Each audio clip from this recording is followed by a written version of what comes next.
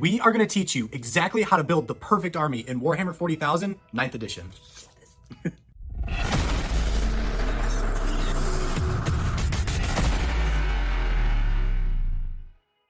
I've been playing Warhammer 40,000 since I was 9 years old. This year I'm going to be 40, which means I've got 31 years of experience in playing Warhammer 40,000. On top of that, I used to work for Games Workshop at their flagship store in London, and I've actually spent a lot of time at the Warhammer World. In fact, I was one of the very first visitors when it first opened up because I helped make some of the props at Warhammer World. Wow, really? Yep, I have played against some of the biggest players in the world and beat them. In fact, on nights at the game table, I beat the world champion. But I have also taken part in my fair share of tournaments, albeit 20 years ago, where I won a whole bunch of different tournaments. So I am a very knowledgeable Warhammer 40,000 player, and they constantly, every 4 years or so, create a brand new edition of the game. And while the individual tactics and strategies may evolve and change, the core concept of how to build an army is exactly the same. And I have a method that I call the 4 pillars of army design. Wow. Yeah, which is what I'm going to be sharing with James today. So James represents sort of like a newer person at Warhammer 40,000. James, you've been playing since, 9th edition, really, realistically. So he's pretty new to the game, but he's already got some good wins under his belt and he's still learning. But army design is something that confuses so many different people.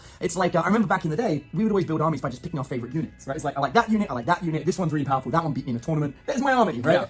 But actually, designing an army, it takes a little bit more finesse than that. And so we use something called the 4 pillars of army design. So what I want you to do is I want you to take a pen and paper if you've got one, maybe turn off any other distractions in the room so you can really focus, because this is what we teach all of our major players, the people that are part of our Knights of the Game Table membership. And actually, whenever I meet anybody, it's like, how do I build an army? I take him through this. Now, we have a friend called Chris. You know Chris? Yep. And when Chris started playing Warhammer, he lost over and over again. What happened last week after he followed the 4 pillars of army design? He beat me, finally, And now he's taking on it. I mean, he took me out last week as well. I mean, he's starting to really crush people. Oh, that Chris. Yeah, exactly. Okay. That Chris, the one that's been destroying everybody. Yeah, he is rocking it. It made a huge difference. And also the other Chris beat you as well, right? Yeah. Both of them followed the 4 pillars of army design. So with that being said, let me share with you what the 4 pillars of army design are.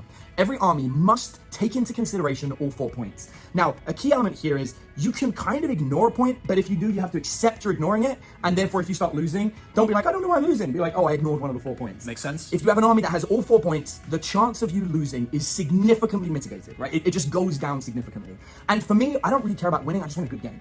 And what I hate is when you're playing a game and your opponent does something, you just don't have an answer for it. Or you've got a cool combo and you just can't make it happen. And so the 4 pillars of army design, that's what it does. It gets rid of those issues. You can play, you can use your thing. It's going to be a good fight, even if you don't ultimately win. You're not just going to get stomped. And that's honestly, like, I talk to so many people that follow us and they say, I'm not looking to become the Grand Master Champion, but I want to play with the best of them. This is awesome. And this is honestly the best thing I've ever created for Warhammer. Like, I teach all my friends this, so I'm going to share it with you today. The 4 pillars of army design are as follows. The Alpha Strike, durability, probability, and range. So in this video, we're going to go through a very simple, summarized version of what each of those things are. And then we're actually creating an entire video series you can be able to watch straight after this that will take you through each thing in depth. So we're going to really analyze what an Alpha Strike is and how to use it. Really analyze what probability and durability and range all are. So this is going to be a really fun little video sequence. I hope you enjoy it. And at any point while you're watching it, if you're like, you know what, I want to hear more cool content from these guys and of course our pro players as well, or maybe learn how to paint from some of the pros that we hire, then you might want to consider becoming a Knights of the Game Table member, and we'll give you an invitation to do that at the end of the video as well.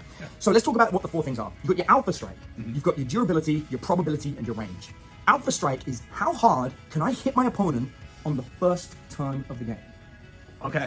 Every army you design must have some form of Alpha Strike, where on the very first turn, I can hit you so hard that there's a chance that you just can't recover for the whole game. You go into a tournament and you'll often hear people complain when they fight against tournament players, whoever gets first turn wins. Right, you hear it all the time. Right, that's not actually true. At high level play, the first turn, that doesn't dictate the winner. Okay. But when you've got somebody who knows what they're doing against the beginner, they're going to have an Alpha Strike, and that Alpha Strike is going to hit you hard. And in tournament play, everyone has an Alpha Strike. Every army I design, almost like 40 to 50% of my army is the Alpha Strike. Like, I am going to hit you very, very hard, and normally with enough firepower to remove you so much from the board you can't hit back. Yes, I know. Right. So I played our buddy Chris. I played against him the other day. He had Death Guard. He had Mortarion on the board, which is that big, powerful super prime mark. Turn 1, Mortarion was gone. That was half of his army in a 1,000-point game, just gone off the board. And he's like, I don't know how I'm going to recover from that. Because it was such a powerful hit. My Alpha Strike, 1 shot, that's the end of Mortarion. Now, of course, it took my entire army firing at him to make that happen, but it did happen. So the first thing I do when I design an army is I analyze exactly how I'm going to build an Alpha Strike. And in the Alpha Strike video, which is going to come after this one, we're going to talk about all the different Alpha Strikes that you have available. And different armies, no matter what army you're playing, you have an Alpha Strike. It doesn't matter if you're playing Tau, or Astra Militarum, or Elder, or Custodes, it makes no difference. Orcs, you all have an Alpha Strike. You need to build an Alpha Strike if you want to hit your opponent. Cool. The next thing you have to have is durability. This is how well can I survive against my opponent's Alpha Strike. Yeah. And this is the piece that most beginners they don't think about. They think, I'm going to hit really hard. They don't get the first turn. They get hit really hard, and that's it. So I'm going to teach you a phrase. It's called a glass cannon. A glass cannon is a very powerful unit that cannot take a hit. Yep. You've got glass jaw. You shoot it once and it's dead. So Elder are a great example of this. Toughness 3, 1 wound, but with guns that do lots of damage or more wounds. But when they blast, it's... Right, yeah, you do not want to get shot in the face by a haywire cannon, which is going to really destroy your vehicles, but the model holding the haywire cannon will die to bolt gunfire, right? So it's just like weighing up and understanding like what you're dealing with. So you have to have durability as well. Now, there's two types of durability. There's durability because my units are really tough and you can't kill them, and there's durability that I'm not on the board. You don't even see me. That's another type of durability. Clever. Right? Okay. And so we're going to talk about that when we do the durability video, which will come after, so we'll dive deep into that. But I guarantee you, the difference between a pro player and a beginner player is they just don't have durability. Yeah. Right? So you've got to have your durability in there. The next piece we have is probability. Now, if I walk into any Games Workshop anywhere in the world, or even in this store here, I always hear the same thing. Someone's like, I got this really cool combo. If I do this, and this, and this, and this happens, and then my opponent's dead. And I'm like, yeah, but what are the chances of that happening? Because it's got a 6-inch range. Right. Jupiter needs to align. Yeah, exactly. Yeah. Like, you need every single piece, and you have to walk all the way across the board, and you've only got to be shooting at infantry. So it's just crazy chance of it actually happening. So you need the probability of it actually going off. So, like, for example, there are some really powerful buildings in the game that will fire off mortal wounds. So they, like, fire vortex missiles. Wow. But they, like, hit on 5. And it's just, yes, if the mortal wounds come, you're going to do a lot of damage, but it's probably not going to happen. And when it doesn't happen, you're just going to lose, right? So, so probability is a key factor. You've got to look, what is the actual chance of something happening? A fun one that I like is, what is the probability of 10 men shooting 10 men. So, for example, if I've got 10 guys with bolt guns and I'm shooting 10 Space Marines that in 9th edition have 2 wounds each, well, I cannot kill them all. Because 10 dudes with bolt guns at rapid fire range will fire twice, that's 20 shots. But I'm only hitting on 3s. So I've got to do 20 wounds against 10 men that have 2 wounds each, but I only hit on 3s. So 1/3 of my shots will miss. So statistically, it's I'm just not 7 are going to miss, which means I'm only going to get 13 hits. And then I've got strength 4 against toughness 4. Only half of them are going to wound, so it's only 7 wounds. And then they're going to make saving throws of a 3 or higher. In that scenario, they're going to save 2/3 of the 7 wounds that I inflict. So I'm going to be lucky if I inflict 3 wounds on that unit from my squad. That sounds like a terrible idea. And 3 wounds is 1.5 men. So their return fire is going to kill about 1.5 men, and it's going to take for ages. So if you truly want to kill a unit, I think like that. I'm like, okay, well, I need 5 units firing into that one unit to make sure I take them out. So that's probability as well. It's like, have you actually thought about the mathematical odds of doing something? And I never calculate it as standard. I always calculate against me. So whenever I'm calculating my odds, it's always, I assume an element of unluckiness. So I'll assume like I'm 30% lucky rather than 50%. Right? And then lastly, we get into range. There are 3 key ranges in the game. There's your close range, which I call 6 inches or less. So that's close combat, that's pistols, that's grenades, or not all pistols, some pistols 12 inches, but you got that close range. Then you got your mid range, which is your rifle guns. So that's like your 24 inches, 12 to 24 inches. And then after that, you've got heavy range or long range, which is like 24 inches above 36, 48, those kind of inches. You need to be competent at all 3. That doesn't mean you have to have long range guns or even be effective in close combat. You just need solutions for all these things.